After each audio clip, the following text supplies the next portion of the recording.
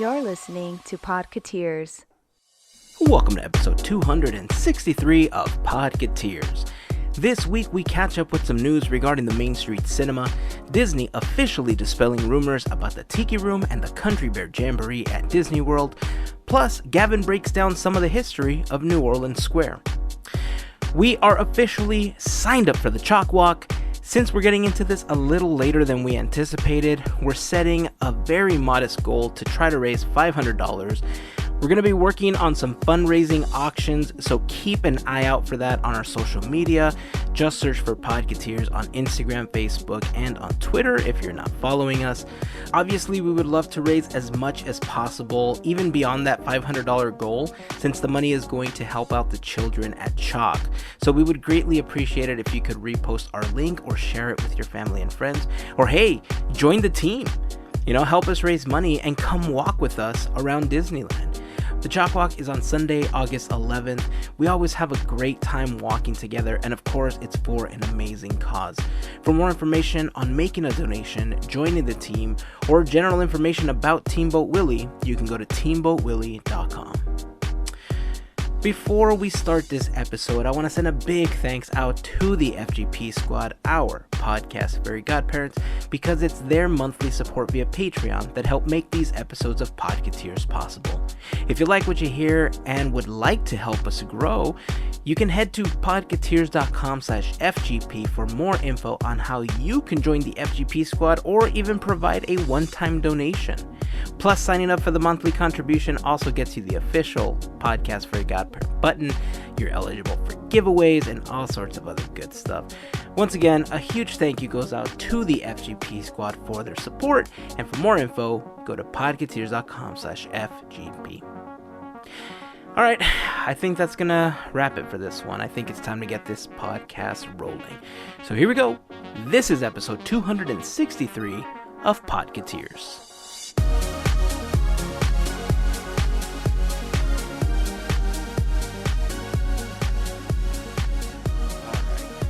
I gotta tell you, man, I'm still on a bit of a high from our very first live stream. Oh yeah, that was pretty cool, man. It was kind of surreal. I remember. Yeah, it was a different experience for sure. Yeah, I remember going into it just being super, super nervous. Probably because I spent so much time working on getting the logistics okay, worried whether or not my computer was going to be able to handle it, considering it's chugging along as best as possible right now. But overall, I think it went really well. Yeah, it was cool. I mean, I was really surprised at how fast it went. We filled up an hour really quickly, and that was the biggest surprise to me. But I really liked it. I liked the instant interaction with the listeners. I thought that part of it was really cool. Yeah. So to me, that's the best part of it, because I think it's probably going to be the most active engagement we've really ever done on Podketeers, you know?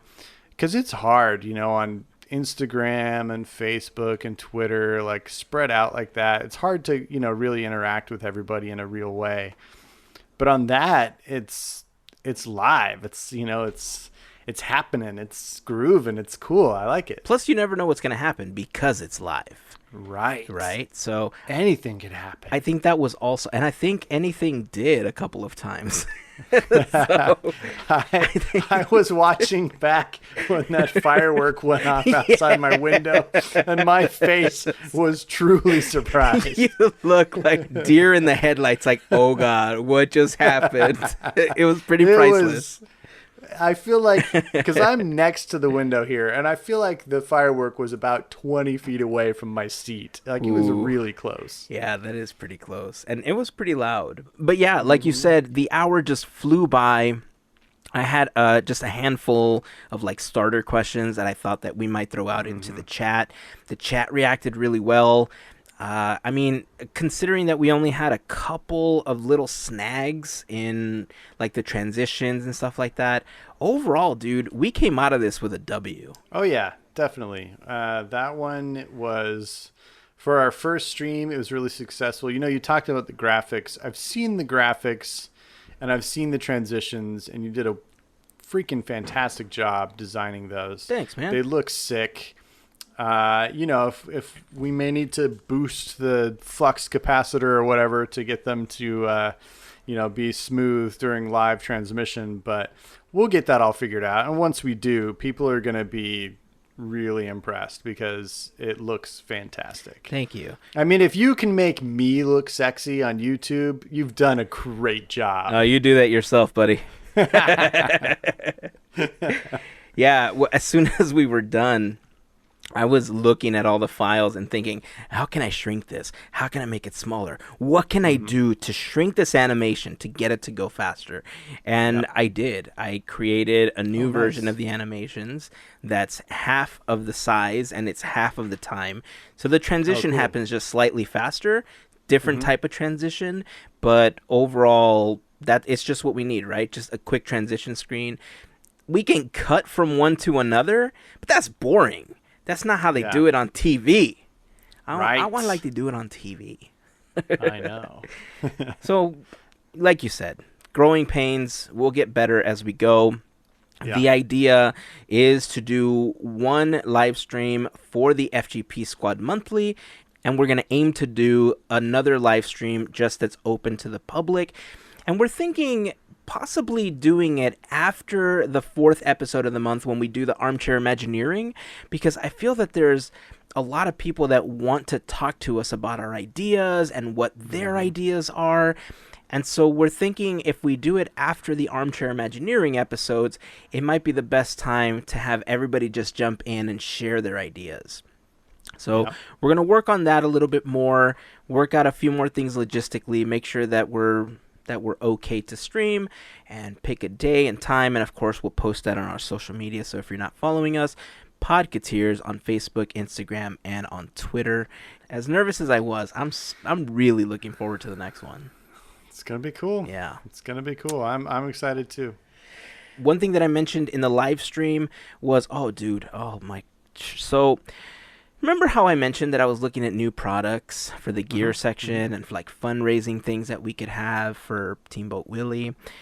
So I decided that I wanted to put together these pop socket things.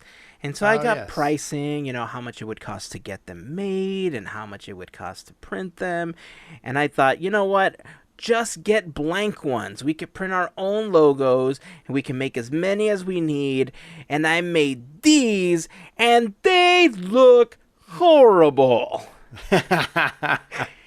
They're home job. They're so rough. They have the brush strokes on them. I had these really nice prints made so that I even got this cool little circle cutter that's exactly the size of the pop socket. Nice. And when I went to Mod Podge them on, my little foam brush created bubbles. I had a little needle here sitting there popping bubbles and everything, thinking, this is going to be great. And then when they dried, they look like they're all like scratched, like because of the brush strokes. And if you guys are following us on Instagram, you may have seen this already because, quite frankly, they are nasty looking. So these obviously will never go out into the world. Maybe I'll attach them to my phone and they'll be like my test ones or something. But I have a newfound respect for crafters because this was way more difficult than I thought it was going to be. That's funny. Was that your first attempt at decoupage? What's decoupage? Dude, bro. Decoupage is the technique that you used where you're basically gluing a paper something onto something else with a brush. Why don't you just call it glue brushing? I didn't make this up. I don't know who invented the term and why it's that, but that's what it's called. And that's how Mod Podge gets its name, is from decoupage. Why you don't say glue brush? Glue brush. So is this your first glue brush job? It's the first one where I feel that it's counted. Because I've used it to gloss up other things, but it wasn't ever meant for sale. Like, it's stuff that I wanted to preserve and stuff like that. So, I mean, if it came out rough, I didn't really care, and I was a lot messier doing it before. But in this instance, I really tried. Like, I'm telling you, I had the little needle there to pop the bubbles, and I really tried, but maybe it's not the right product for what I want to accomplish. I'm saying have stickers made at the right size and just stick them on, buddy. Yeah, I guess I could do that. Yeah, that's all I'm saying. Yeah, I don't know. We'll figure it out. Because Yeah. I do like the idea of having these pop sockets that we can give out to people. But, I mean, look, I've already been criticized on Instagram for how crappy they were, so we're just going to leave it there. All right. First all right. attempt. We'll leave that alone for here. First attempt has been closed. We'll figure out the logistics for that later. So like I was talking about, we wanted to have these products because we want to have stuff available for our fundraising events, and our next fundraising event has already been announced on Instagram. It is the Chalk Walk. We've done the Chalk Walk for several years now. My wife and I have done this for 12 or 13 years at this point. I've lost count, but we've done it a lot. And this is going to be our third year out as Teamboat Willie. I'm super excited about the opportunity to go out again. We are signing up a little bit later than we had originally planned, really. So because of that, we have a very, very modest goal, $500. I think that if we can reach that $500, we'll be okay. If you want to donate to the team or if you want to walk with us, you can head over to chalkwalk.org/teamboatwillie.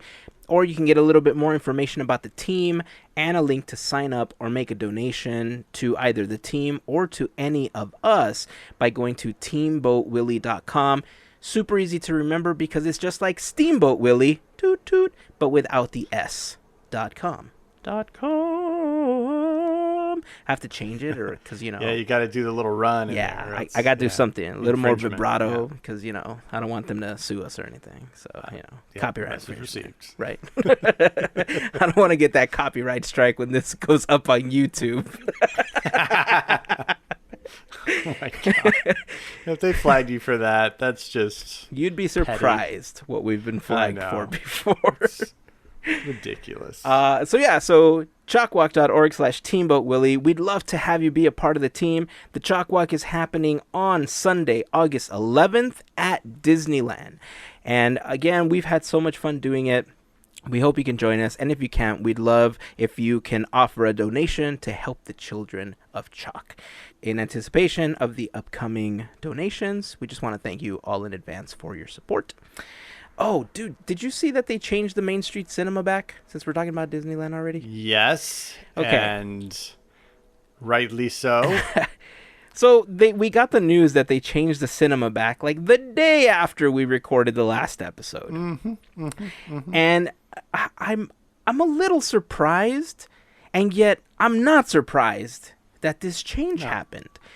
I've seen a lot of criticism on Twitter, going in both directions, but I didn't see many people posting this, but I did see a couple people say, oh, we finally see Disneyland folding to the pressure. And I don't necessarily see it that way. I see it as, and I think this all goes back to Josh D'Amaro, because I think he has a really good idea about the pulse of the park and how things should be preserved. And somehow when mistakes are made, he's quick to try to rectify those mistakes. And I kind of feel like this was his doing. It may not have been, but I feel like it may have been his calling to say, you know what, let's just change it back. Let's not even deal with this. It should not have been a shop to begin with. Like, what do you think? Well, I think that it further proves, like we need any further evidence, but Disney is listening to our podcast, and based on the timing of this change, I think clearly they have one or more of us bugged, because they know that we give them the best ideas. Either that or we're prophetic, because it just seems like everything we do is copied by Disney. So we're still waiting on that check. Seriously, why are we not on their payroll? No, in all seriousness, I think this was a good move. I don't see it as folding to the pressure. I see it as listening to, like you said, the pulse of the park and the audience response. I think you hit it really, really on the head when you said that, there aren't very many sacred places left in Disneyland that are untouchable. And that was one of the very few pretty much original attractions that had gone unchanged. There's been some minor tweaks, but it's basically one of the original spots. Yeah. And it speaks so much to the legacy of the park that, it's very special to a lot of people. So I'm glad they reinstated it, and I feel like Main Street is right again. Yeah. Yeah, it seems that they have been doing this a little bit more. And one of the most interesting things that I saw this last week was the fact that they were responding to blogger posts about rumors about the Tiki room changing and the Country Bears going away. And it's unlike anything I've ever seen before when it comes to Disneyland and the Disney company responding to these types of posts. One of the reasons that we've primarily stayed away from rumors, especially reporting on them as fact, is because they're just that. They're rumors. And rumors are sometimes fun to speculate over because, it might spark some ideas in what we would like to see or what might be coming. It's just basically inspiration, like for us, for like armchair Imagineering, for instance, right? But part of the reason we've always stayed away from reporting on those rumors is because you just never know where the source is. You don't know how valid it is. And we tend to report things once Disneyland reports on it because that's when we know that it's fact. But it was very interesting to see them respond to these posts, but not just respond to them, leave the comments that were calling out the websites that were reporting on this. I thought that was a really interesting approach at fighting back at these rumors. I'm going to show a lot of social media ignorance here because I don't read the text on Instagram, like, ever. I'm there for the pictures. Honestly, I follow all art accounts, and that's what I'm there for. So I don't really read the Disney posts. What is so different about that approach? Do they usually just ignore it? First of all, to comment on what you just said about Instagram, as it should be, because that's what Instagram should be about. The pictures. Just saying. These posts actually were on the Disney blog. Oh, the Disney Parks blog? The Disney Parks blog, yeah. Oh, okay. And that's actually part of why it's so interesting that they took this approach, because most of the time, Disney will ignore the rumor mill, right? They'll just kind of let it happen, and they really never step in. Sometimes they'll make an announcement that's correlated to those rumors to squash them, but they never directly call these people out. Okay, yeah. When comments are approved on the site, they're usually not approved to include calling people out. Right? And some of these posts were directly calling out the sites where these rumors began. Now, I can't speak for where they got their information. Obviously, I don't know who their source is, and I'm not here to bash those websites. I'm just here saying that it was an interesting approach as how the Disney blog approached these particular scenarios, talking about the Tiki room getting this overhaul and that the Country Bears were going to go away. It's unlike them to do it. I honestly don't know what to think about this. Yeah. Do you think it's different between Disneyland and Disney World? Because these rumors were about Disney World, right?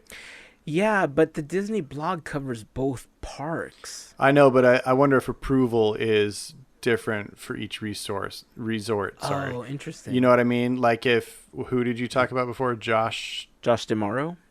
If he approves Disneyland stuff, or his team, and then whoever runs Disney World approves their stuff. You know what I mean? Interesting. Or if it's just whoever's above all of them. I don't know what drives that engine. I think above all of them is Bob Chapek. Sure. So that makes sense. Yeah, I don't know, man. There may be a new kind of sensitivity because of the fairly vast changes that they've done both at the Disneyland Resort and Walt Disney World over the last 3 or 4 years, with complete annihilations of lands like A Bug's Land, with complete overhauls of parks like Hollywood Studios, which is basically being completely rebranded almost. Yeah. And even again at Disneyland with the abbreviation of the Rivers of America and the the getting rid of Big Thunder Ranch. I can understand how they would want to quell some rumors about, oh, well, they're not afraid to tear down anything, And if we think that this area might be an area for expansion, then bye-bye Country Bears. And so I can see why they would want to maybe kind of quiet some of those fears right now, because they have made a lot of fairly broad sweeping changes over the last couple of years. Yeah. No, I can see that. Yeah, it was uncommon for you to see something like that. And Right. I think that we might see a little bit more of this, especially now that D23 is coming up, because obviously one of the biggest problems with the internet is that, when things leak, most of the time people have all the information out before the convention happens, or before the presentation happens, or before the movie gets released. Mm-hmm. And, we talked about this before Endgame came out. I did my best to stay off of all the sites that I frequent, because most of them were posting all these rumors about what was possibly going to happen and possible spoilers. And I wanted to go into it as clean as possible. I wanted to make sure that I enjoyed the film. I stayed away from all those rumors. And yeah, maybe that's why they're kind of, striking back. But I don't know. It's a good way to protect the things that they're doing, but I guess we'll see as more of these things come out, because rumors are never going to go away, right? You hear from somebody, or you kind of hear a conversation happening somewhere else, and especially when you're walking around the park, there's always people walking around that develop the park and things that cast members hear in the background. But like I said, that's why we've always tended to stay away from the rumors themselves. Right. And usually tend to talk about things once the Disneyland blog posts it, because then we know it's actually legit. And whenever we have talked about rumors, we do it, just kind of like a, hey, how would you like to see this type thing. Yeah. So, speaking of something that's not a rumor, and since we're talking about the expo, the Simpsons are going to D23. Oh my gosh, Springfield and Anaheim. What? Dude. Have they made any other announcements that any other Fox properties are going to be there? Not that I've seen, but they may have. I saw that one. I actually just saw it today. It was an email from a couple days ago, but that is, when they bought Fox, I knew that the Simpsons were going to be a major player because they are as iconic as anything. But having them at D23, it might be a little too soon, Right? It's going to be a little jarring. I don't know what to expect. I really don't. I love The Simpsons. I'm a huge fan. I remember very, very clearly the day that they debuted with their own show on television, after they had their little run on the Tracy Ullman show. And, it was big news. It was like the South Park of its day. It was edgy, it was experimental, it was primetime cartoons that hadn't been a thing since the 60s, and man, they're still kicking, and they're just a worldwide phenomenon. And so as a cartoon entity, do I kind of secretly love that they're now part of the Disney pantheon? Yeah, of course, because they're cartoon royalty to me. And what better place to be than under the what is now giant Disney umbrella. But yeah, it's kind of weird. Yeah. I'm not gonna lie. Oh, by the way, I was able to move the stuff around for myself to go to D23, except that I only had a ticket for Friday because I wanted to make sure that I didn't miss the Legends.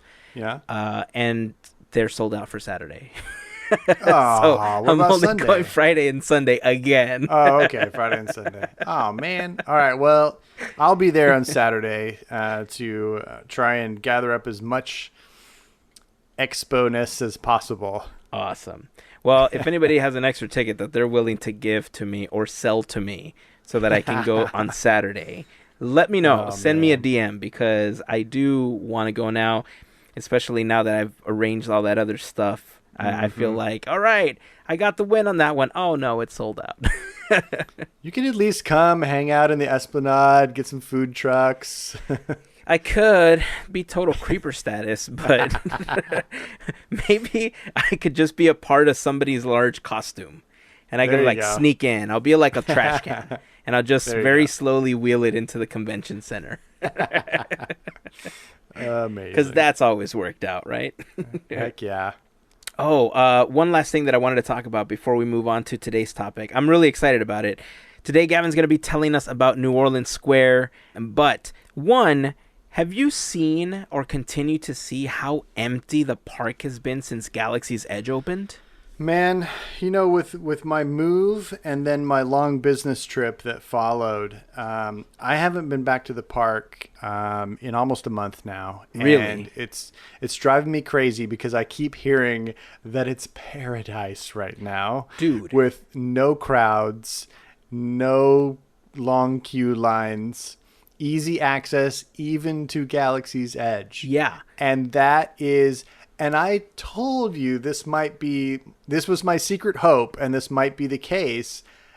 I think people are afraid. Yeah. They were afraid that it was going to be such a mob scene that they're staying away.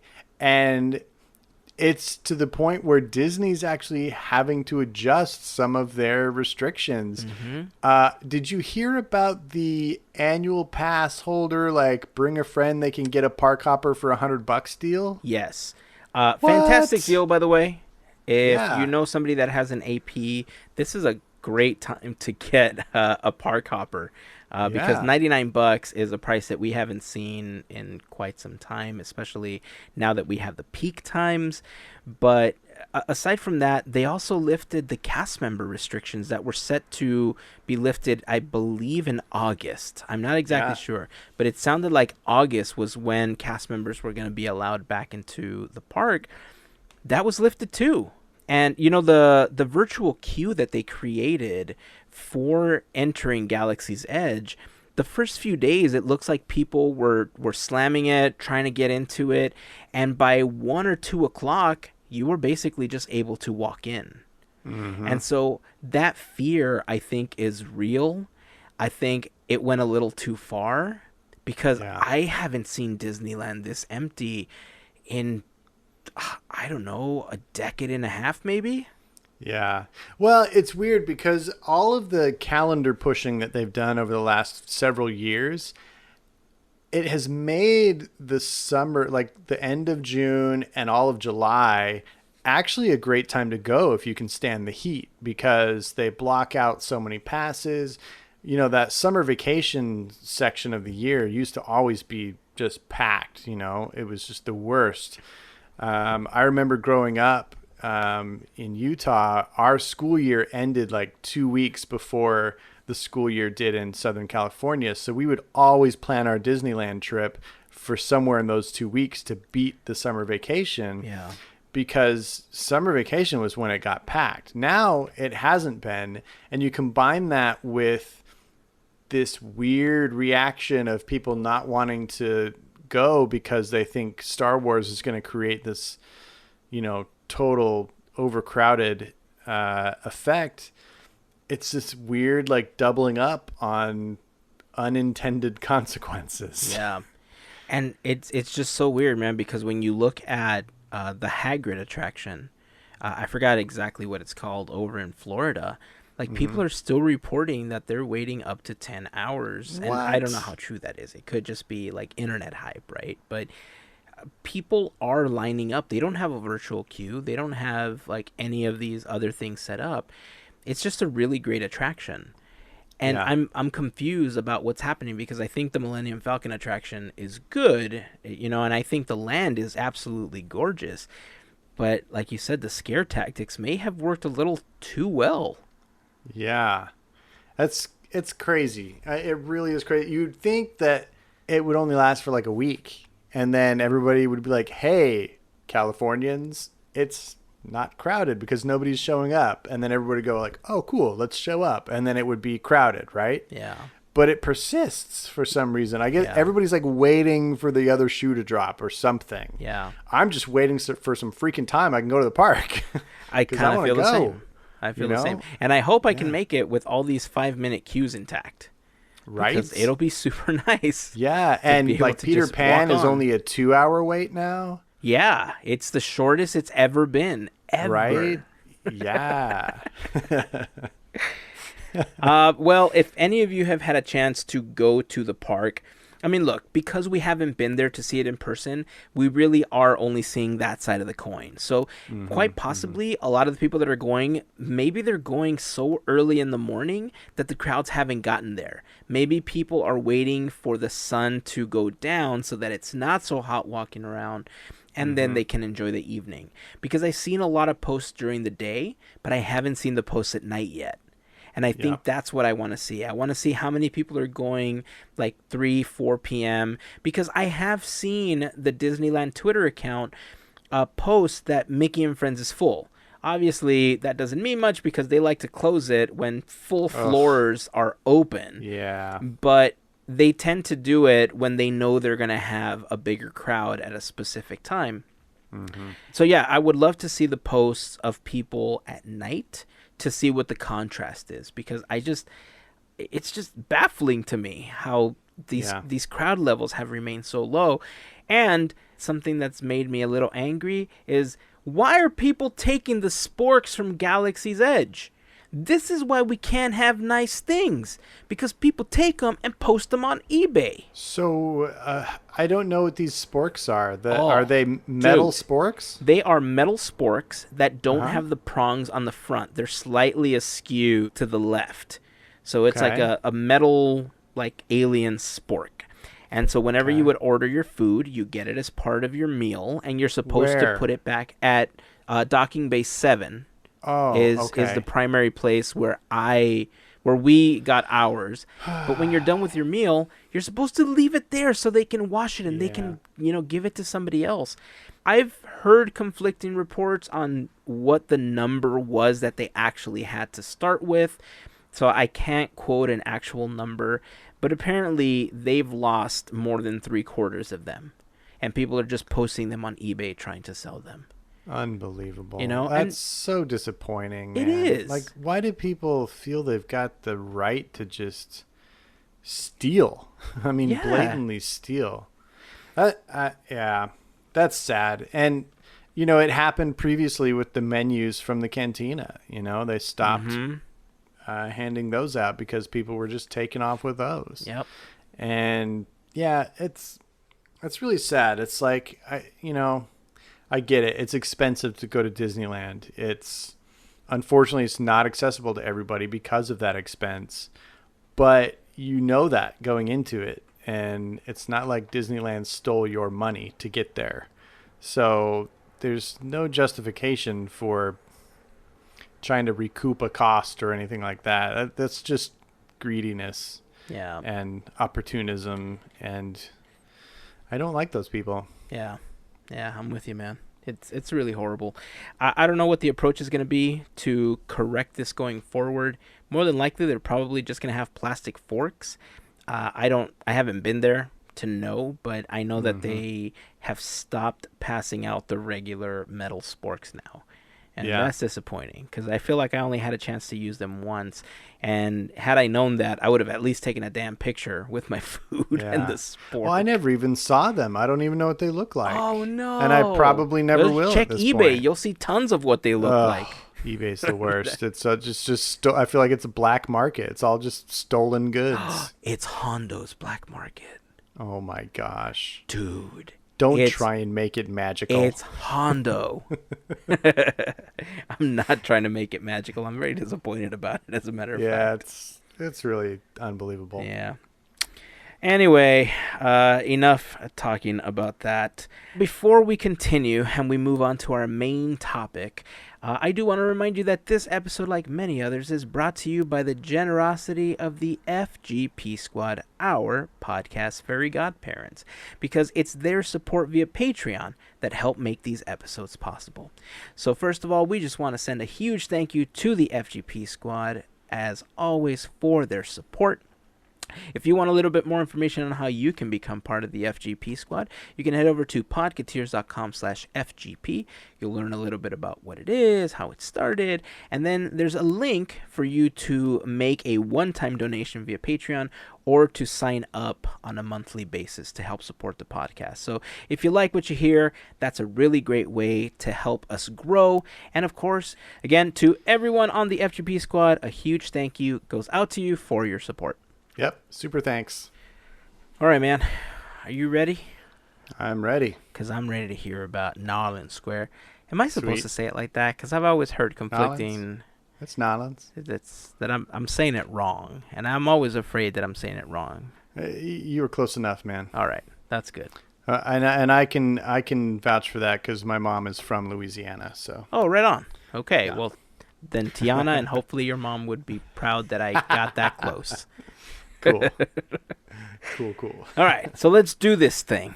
All right. Well, as Hazen said, today we're going to talk a little bit about my favorite land, New Orleans Square. Whoop, whoop. Woo woo. So New Orleans Square is very, very different than any other land at Disneyland. It was actually the first permanent land added to Disneyland since its opening day, and it's been followed by Bear Country / Critter Country, Mickey's Toontown, and of course, Star Wars Galaxy's Edge. But there's still nothing quite like New Orleans Square. It is a winding, charming, asymmetrical set of 3 blocks that aren't square at all.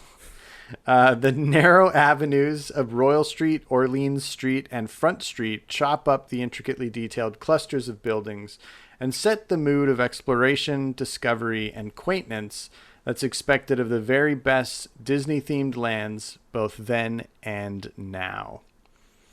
The whole land is just infused with magical details.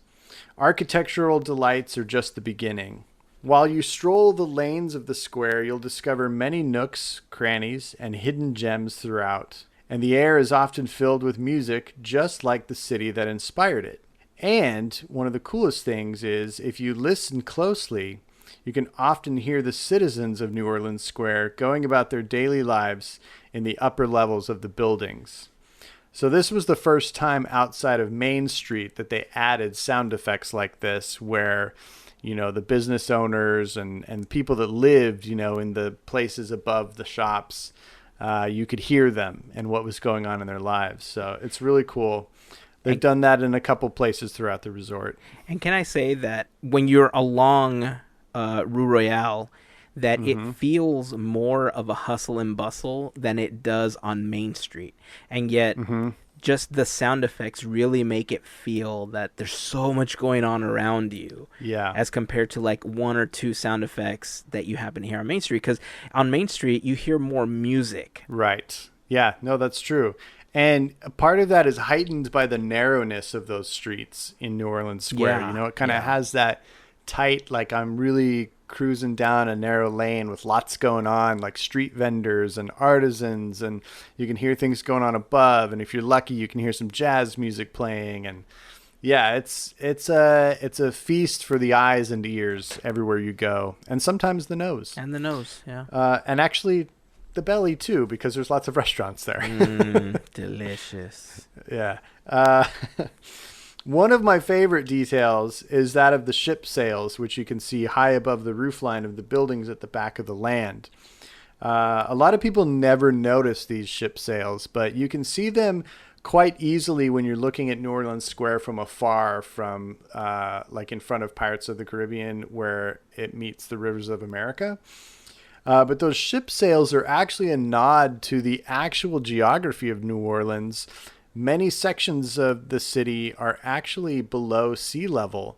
So you see ship sails, way above you, way above what you would normally see them from a normal perspective if you're at or above sea level. So I thought that was a really cool nod. Yeah, love that.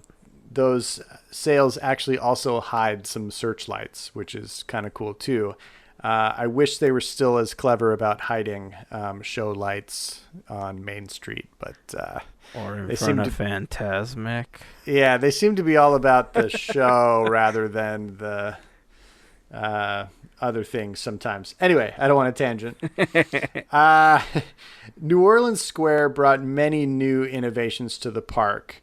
So the attractions were the first innovation. They were the most epic attractions yet and required innovative ride systems and even more innovative staging.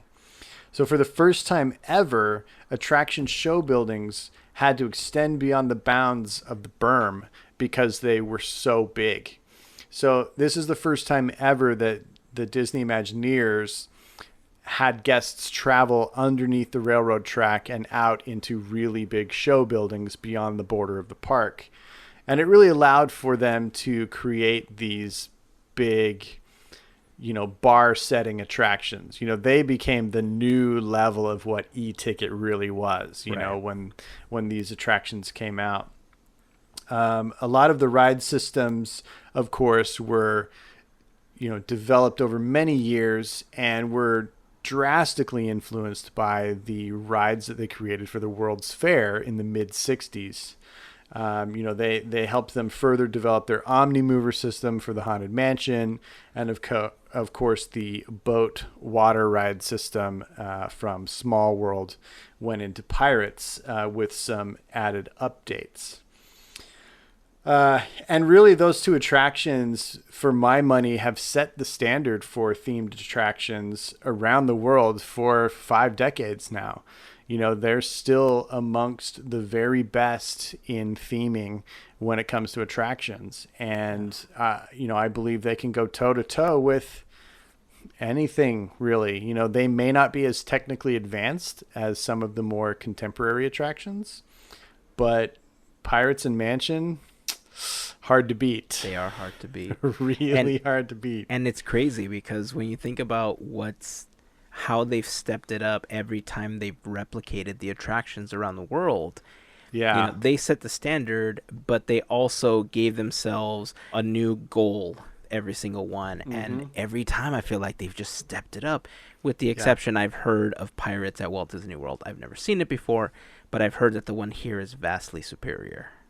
I'm biased, of course, but yes, it is, partly due to the fact that it is so much longer in Disneyland. A full third, almost a half as long. Oh, wow. Yeah, it's really long comparatively. And here in Disneyland, you have 2 drops. In Disney World, you have 1. And then in Disney World, you don't have that whole first grotto section with all the rooms that you go through in the sea caves and all that. I don't want to get too far into it because eventually we will do a Pirates of the Caribbean episode. And I won't go back into all the details of Haunted Mansion either, since the podcast has already covered that in depth. Have we? Our resident Haunted Mansion expert has delved into it on one particular episode, but really any chance he gets, which is fine because it's every awesome. Episode, yeah. Yeah, it deserves it. That's cool. And I'm sure it'll come up again later this episode. Oh yeah, for sure.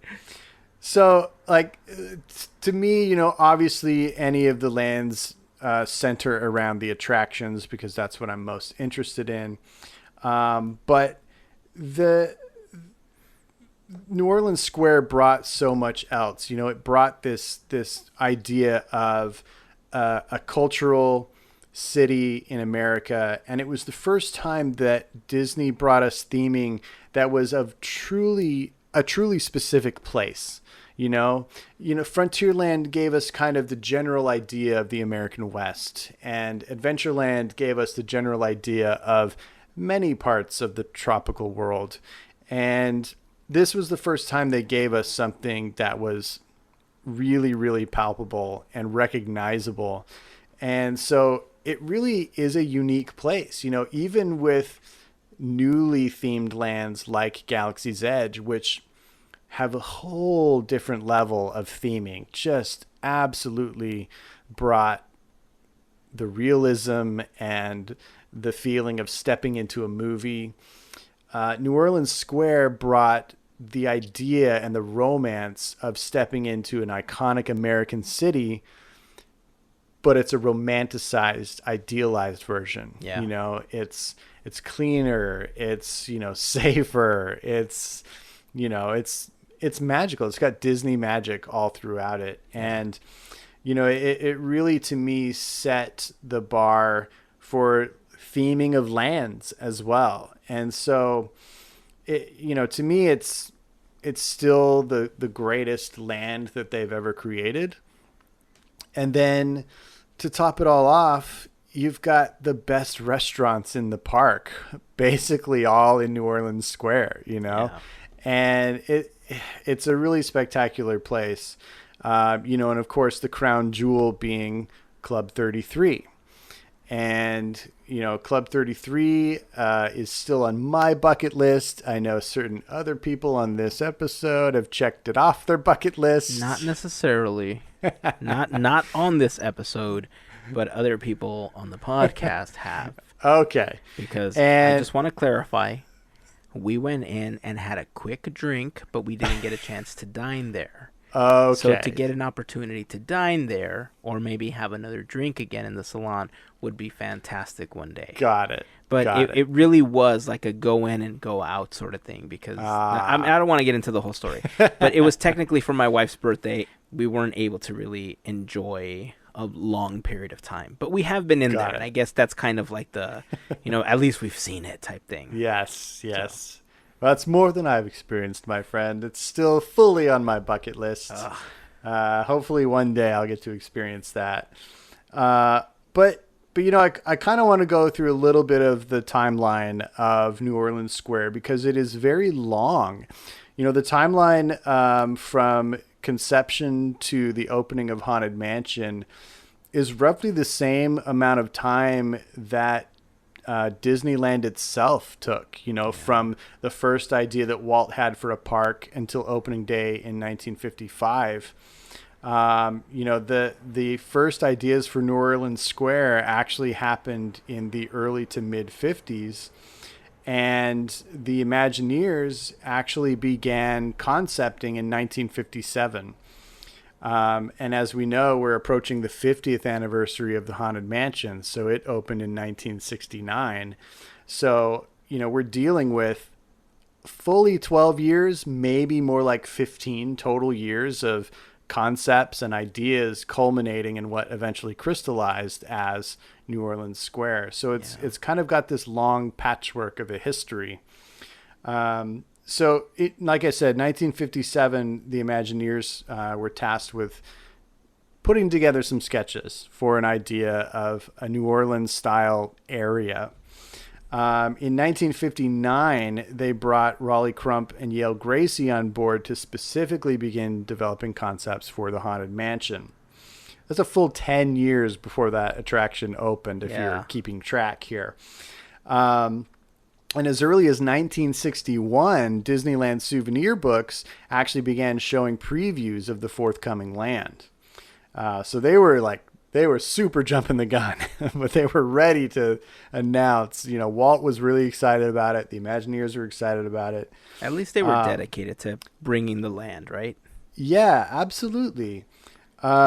In the following year, 1962, the scaffolding on the exterior of the Haunted Mansion was finally removed so that people could see the facade of the Haunted Mansion 7 years before it opened. Can you imagine that kind of tease? A 7-year tease? Oh my gosh. And every moment of those 7 years, Marty Sklar was there to spin it in an amazing way to just get people more and more excited before the opening.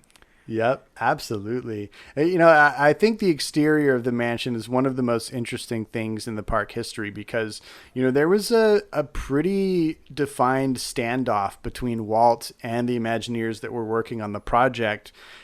All of the Imagineers and artists really concepted it as a creepy, decrepit, broken down old house.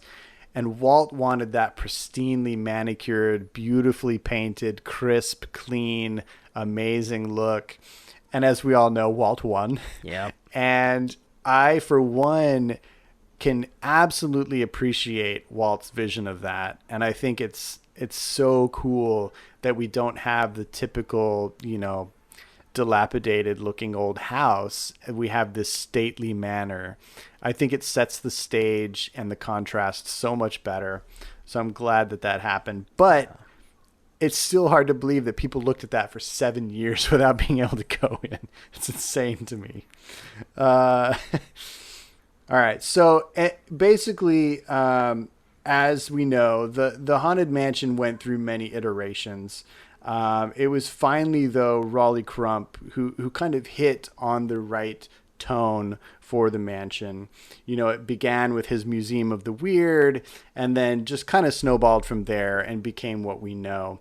Again, Hazen went through all of the history of that, and I totally encourage you to go back and listen to episode 7. That's right, all the way back to episode 7. Back in the olden days of the podcast. Of Podketeers. I remember it well. I was very excited about this new podcast, Podketeers. It was my very first podcast that I ever listened to, and look where I am now. Yay! Yay! So right about that time is when the World's Fair kicked into full swing. And as we all know, Disney was commissioned to create several attractions. The two big ones that helped out New Orleans Square were, of course, It's a Small World with the boat system that eventually was updated and implanted into Pirates. And then the Omni Mover, which was used for the Ford Magic Skyway. Is that what it was called? Yeah. Which was further developed into many other ride systems throughout the park, but most notably the Haunted Mansion. So that was kind of a delay in the process, and that's why there's kind of an elongated history of New Orleans Square, because a lot of Imagineering had to be sidetracked and put on the World's Fair projects. Despite that, in 1964, the show buildings for both Pirates and Haunted Mansion were created. And around this time is when Walt Disney basically blew up the ideas that were the original concepts for how guests would experience these two attractions. Basically, both attractions were originally conceived as walkthroughs. The Pirates one being more of a wax museum type attraction where you would walk through and see tableaus and scenes of pirate life and scallywaggery and whatnot. to invent a word. Hashtag scallywaggery. And the Haunted Mansion would be something similar. Original concepts were, walking through creepy hallways and, there would be peepholes that you could look through and you'd see a scary something inside the peephole. And Imagineers and Walt eventually realized that they could do so much more with some of the technologies that they were really advancing with audio animatronics and just the wizardry that the Imagineers were coming up with for special effects, and most of which went into the Haunted Mansion. So it was interesting because if you look at the original or the first third of Pirates, when you go down the two waterfalls and you go through all the sea caves and the grottos, that was actually the section where you were going to be walking through the original Pirates dioramas. And they basically had to redesign those walking paths as a boat scenario, and they had to hide all of the support columns in rock formations and stuff like that. So all those crazy rock formations when you go through there are really just there to cover up support beams in just a big room.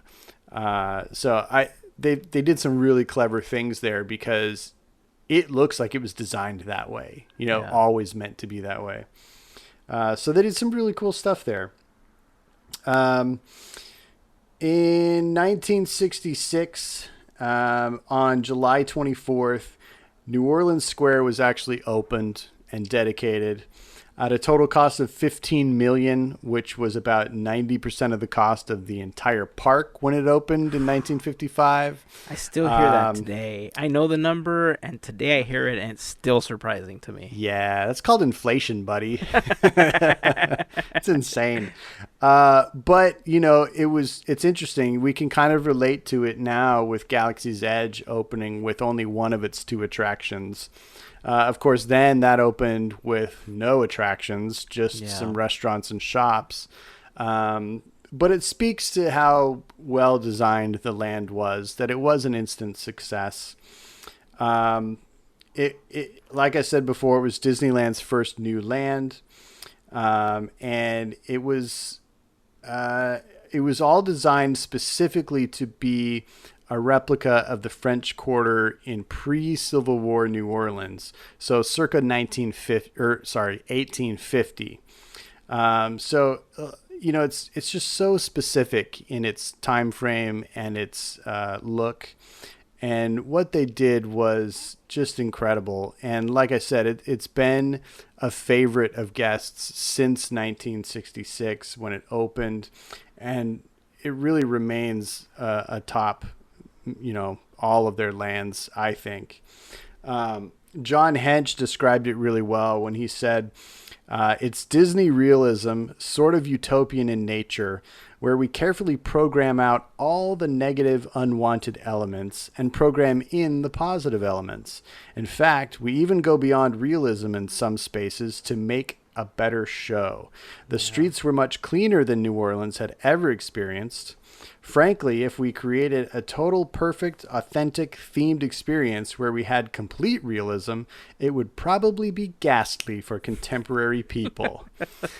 And I love that honesty. And, one of the legendary things that happened is that during the dedication ceremony, Walt, his VIP guest was the current mayor of New Orleans. And Walt famously on record, joked with him about how much cleaner his New Orleans was than the actual New Orleans. It was very much a point of pride with him. When it opened, it had a few things in it which are no longer there. So one of them was it had the Crystal Shop, but the Crystal Shop was a much larger glass shop at the time and actually featured glass blowing. Similar to what the Erebus Brothers location has in Disney Springs, where our buddy Jason works. Yeah. It also had an antique shop, a silversmith shop, a stained glass and wrought iron shop. So it had a bunch of real working shops in it where you could buy, interesting crafted things. The antique shop actually had some really, really valuable antiques in it at one point, including it had actual photographs of the Wright brothers during a flight, and I think it was in Paris. And they were valued in the tens of thousands, really valuable stuff. Yeah, they had a bunch of stuff there. I mean, it was a real antique store. That's cool. Yeah, and Walt and Lillian had amassed a bunch of it, and I don't know how they populated the whole thing, but it was actual antiques. It was all from Walt's garage. Right? Yeah. So that would have been cool to see. I wish they still had some of that, but that I understand the difficulties of having something like a silver shop, a silversmith shop. There's chemicals and there's odors and there's, things that aren't necessarily very attractive. So they were sterilized out of the park. Another interesting thing is that it opened with a completely mature canopy of trees. And what was cool about that is that the trees actually came from Pershing Square in Los Angeles, where in 1962 they were going through a remodel, and Disney became aware of that and basically swooped in and said, what are you doing with those trees? And they grabbed them all, and they were able to plant those around New Orleans Square. So they had big, lush trees from day one, which is kind of cool. You know, when you look at something like Cars Land now, a lot of those trees and cacti and bushes are really mature and look great now. But you look back on photographs in 2012, and it was just a bunch of baby trees. You know, it looks so much different now. So it's cool to know that they kind of started with mature growth trees in New Orleans Square. Well, when you think also what it looked like before, when it was Holidayland and it was just kind of that picnic area, right? It was just vacant, like there was nothing there. So the fact that they had all those trees and it looks so lush on opening day, it's really cool. I like that. Yeah, they did another thing too, which I never knew until I did this research. At the same time, they were working on the forthcoming remodel of Tomorrowland. And the entrance of Tomorrowland at that time had a stand of cypress trees. Cypress trees are those long, tall, skinny, cone-shaped trees. Well, those are the ones that they moved to the side of the Haunted Mansion that divides it between New Orleans Square and what is now Splash Mountain. That row of cypress trees. Yeah, they were from Tomorrowland's entrance. That's cool, and they were moved in the mid-'60s. Nice. Yeah, I thought that was really cool. So time goes by, almost a year goes by after the opening, and finally Pirates of the Caribbean opens in March of 1967. And then a month later, Club 33 finally opens. And then finally, in 1969, we're coming up on it. It's coming up soon, the 50th anniversary. August 9th, 1969, the Haunted Mansion finally opened. And for the most part, except for a few shops and some restaurant rethemings, it's stayed mostly intact. You know, it's been fairly untouched. You know, the attractions have been partially plussed here and there, and I think most of those plussings have been really good.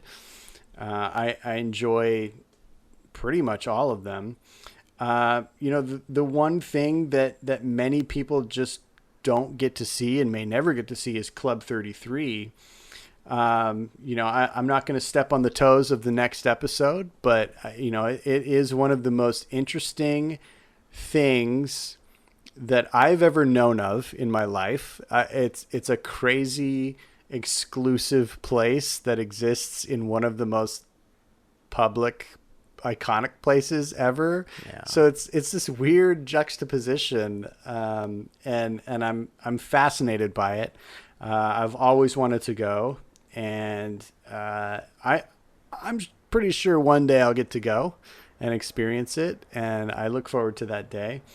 But you know, in my final thoughts are just that New Orleans Square still feels explorable to this day to me. I still, every once in a while, get the urge to just stroll around and make sure I see all the nooks and crannies because, you know, little things here and there change from time to time, and little window displays and, you know, things in the shops change. And it just feels like you can walk around in there and spend a whole day, really. You know, you can have meals there. You can sit and listen to jazz music on the Esplanade. You can, you know, ride attractions. You can get a caricature done. You can shop. There's just so much going on in that little land that it feels explorable. You know, I kind of had the same feeling when we went to Galaxy's Edge, that I could come back here and explore many, many times. Yeah. And as many times as I've been to New Orleans Square, I still feel like that sometimes, you know, like, oh, I haven't gone down, you know, Orleans Street in a while. Let me check that out again, you know, and just see what it feels like. It really is spectacular. And it's going to be hard for it to be beat in my book. Yeah, absolutely. There's so much about New Orleans Square that feels newly repeatable. To coin that phrase. It's just, you go down Main Street, but I think the difference with Main Street is that because it's the first visual of the park, you tend to see that a lot more than you do anything else in the park, unless you make a beeline for a particular area. New Orleans Square, like you said, the crowd levels are so much less than they are anywhere else that it is that hidden gem.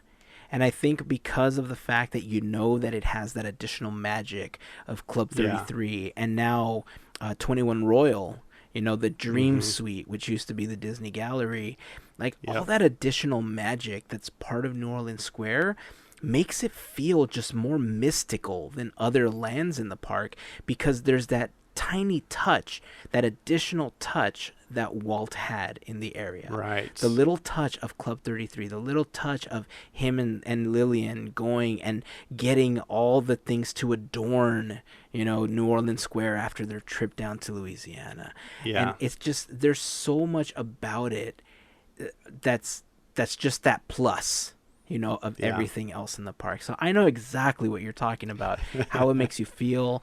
You could sit down, grab yourself some Mickey beignets, and listen to that jazz band just have at it for all afternoon.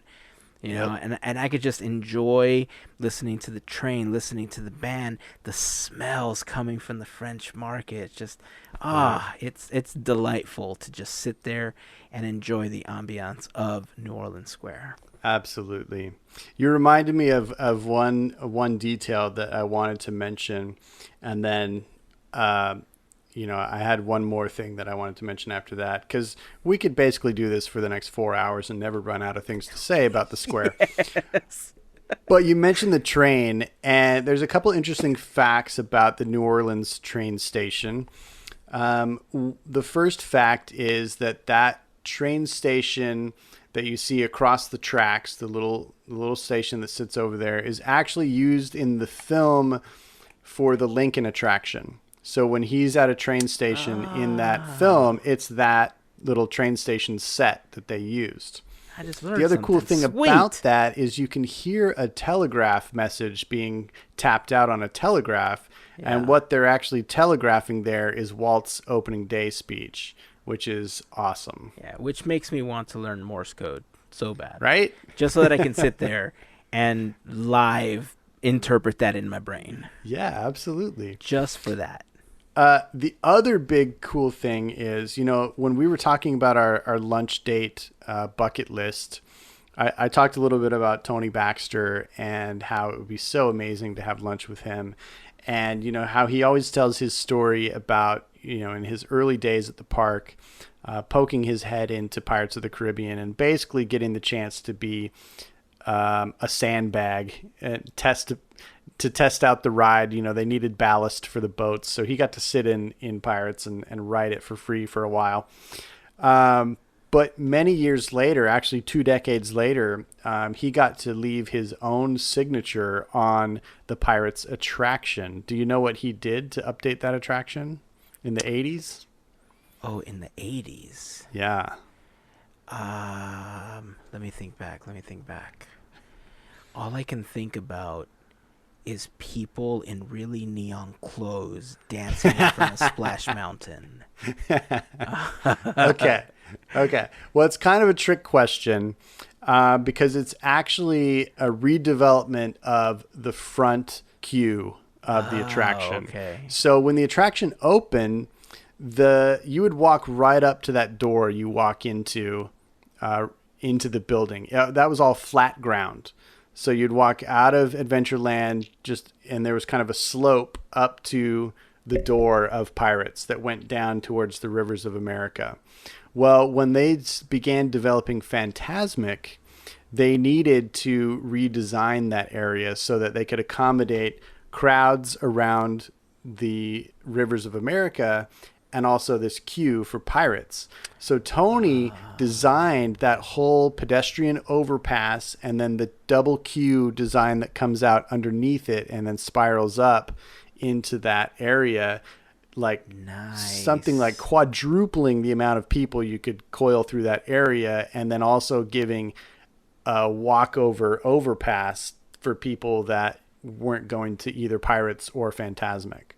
So if it wasn't for that redesign, which I think is a genius architectural element involved there, if it wasn't for that, that would be the ultimate bottleneck of all time.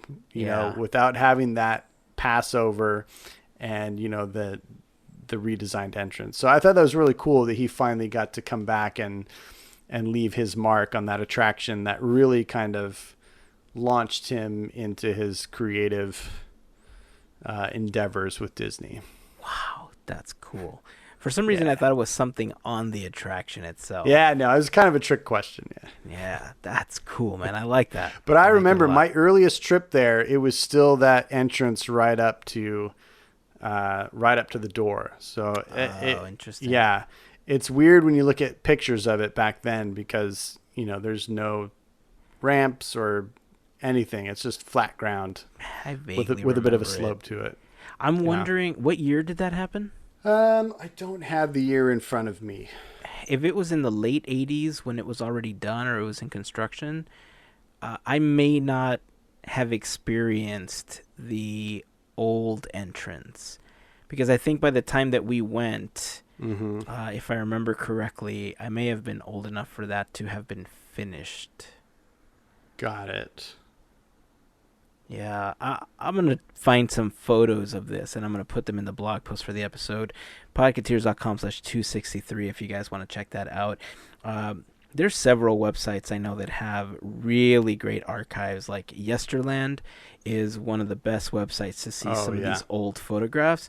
I love going there and just peeking through the lands and just seeing the progression of how things were built and everything that's gone and everything that's, you know, new in the lands. So I'll see if I can repost some of the pictures from there. But if you've never had a chance to visit yesterland.com, I strongly suggest it. It's one of the best photographic archives of Disneyland available today, outside of the Disney Archive itself, of course. Right. There's just so much magic to New Orleans Square.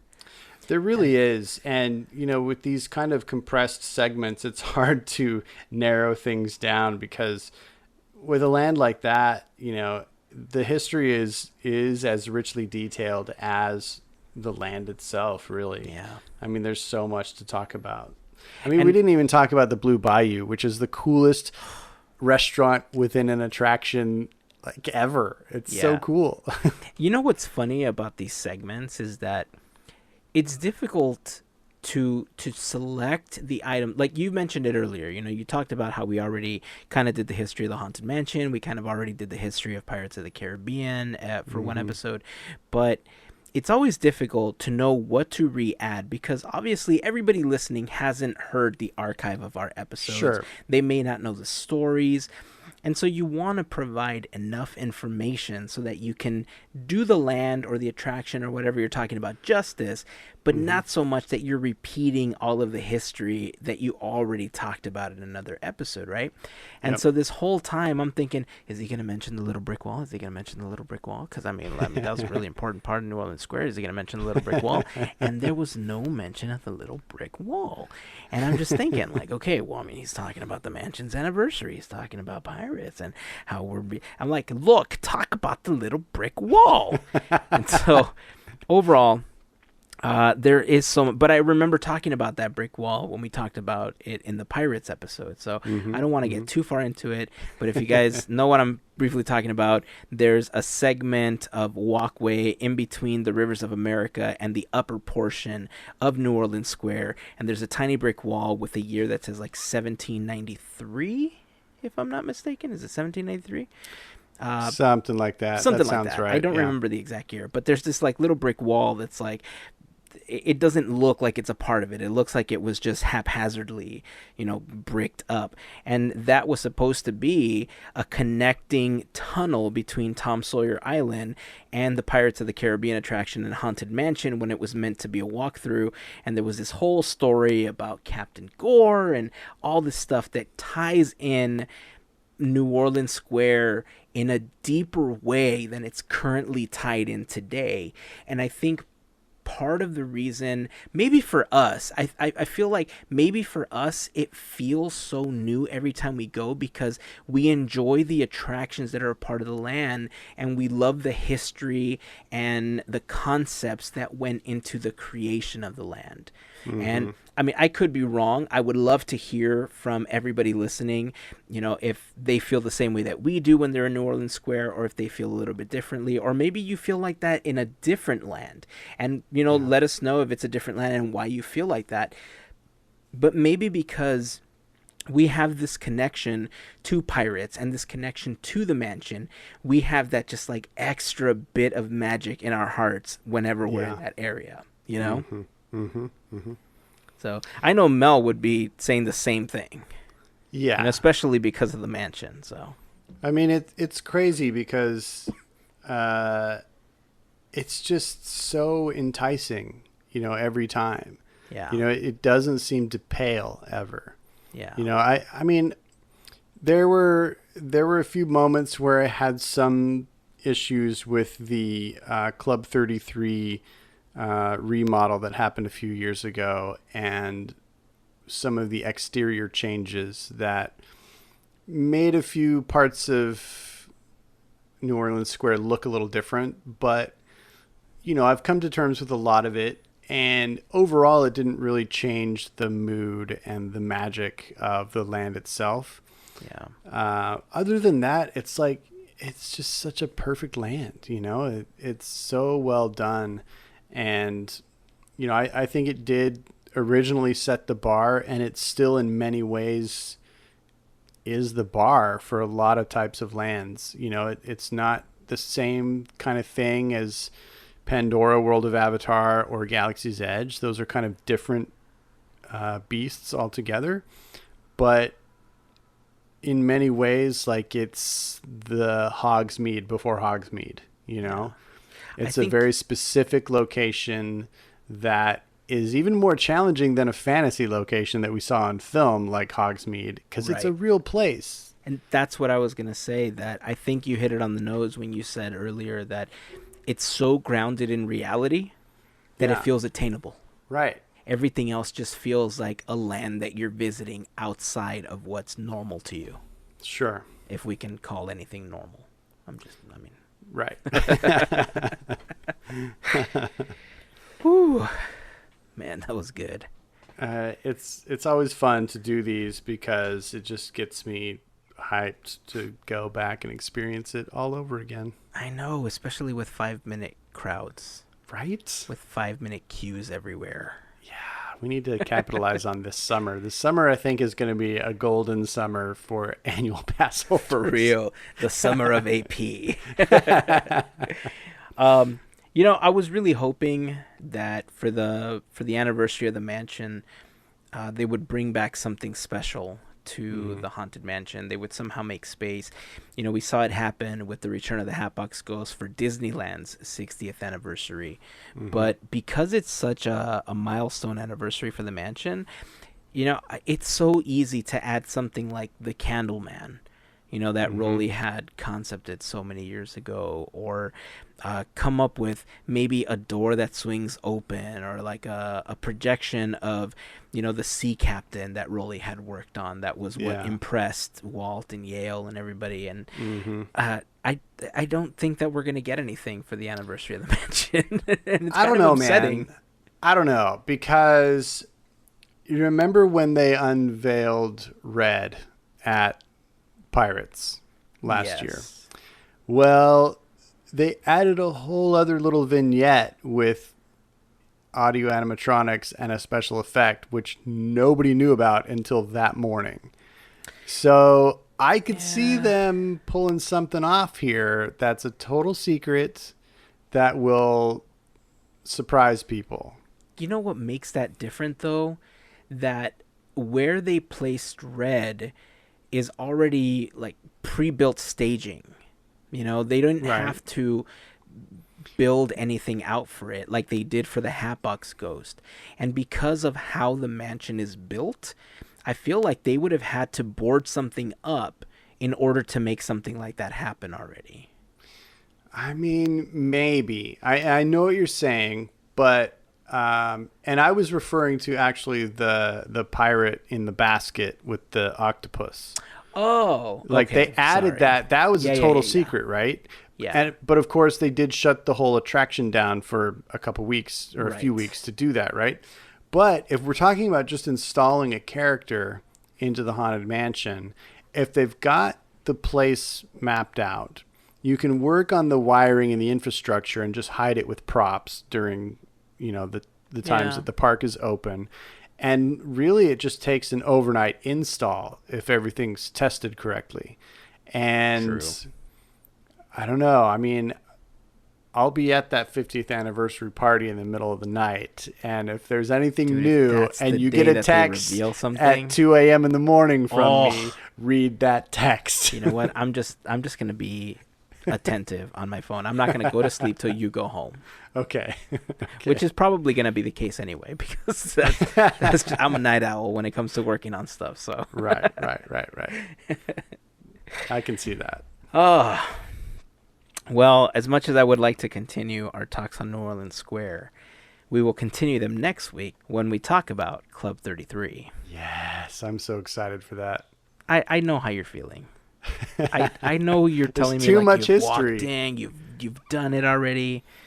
But just know that if I had the ability to take us into Club 33, you'd be on my list of friends that I would take in with me. I appreciate that, man. Yeah. Back at you. All right. Well, thank you. All right. Well, before we close up the episode, like I said earlier, we'd love to hear your thoughts, on how New Orleans Square makes you feel. Is it one of those places where you just like to go and sit down and enjoy a relaxing afternoon while you listen to some music and some beignets, maybe a gumbo, a bread bowl? Ooh, yeah. Who knows? Maybe you like the Monte Cristo, which, surprisingly enough, I wasn't able to finish because it's just so rich. I took the challenge, and I didn't believe VJ, and I just didn't finish it. It's insane, man. I'm just saying. But it's so tasty. Yep. I want one now. They're so delicious. Tasty. It's a 4-person sandwich. It's for real, but it's so good. It's so good. So yeah, we'd love to hear your thoughts, and if there's absolutely another land that you like to frequent that makes you feel the same, we'd love to hear that too. So join the conversation over on Facebook, Instagram, or on Twitter. Just search for Podketeers and let us know which land you prefer.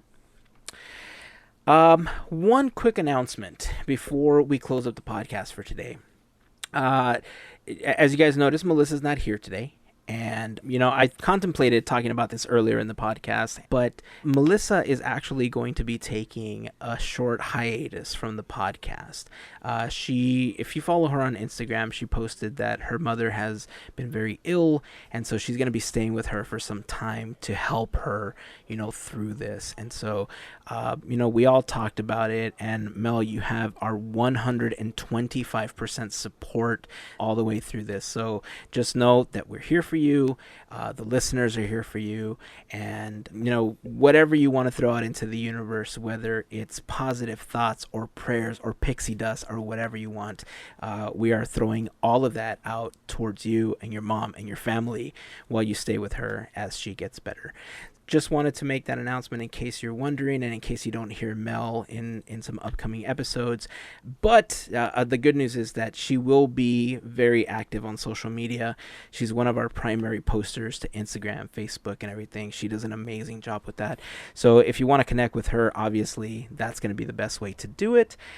So I just wanted to throw that out there just in case anybody was wondering going forward. Gavin and I will be primarily taking the helm as co-hosts until Mel is able to come back or until AJ or VJ come back. But in the meantime, we're going to be working on getting other hosts. maybe even some surprise guest hosts that you thought wouldn't be on the podcast. And if we can make that happen, I think it's going to be super fun. So, all right. Anything else before we close up shop for today, Gavin? No, I'm just ready to go have some beignets and some pommes frites and some gumbo and ride pirates until I can't stand it. Cristo. All that cheesy goodness. Oh my God. All right. That's going to wrap it up. So until next time, keep dreaming, keep moving forward, and always remember to pass on the magic. Have a great week, everyone. Made you look.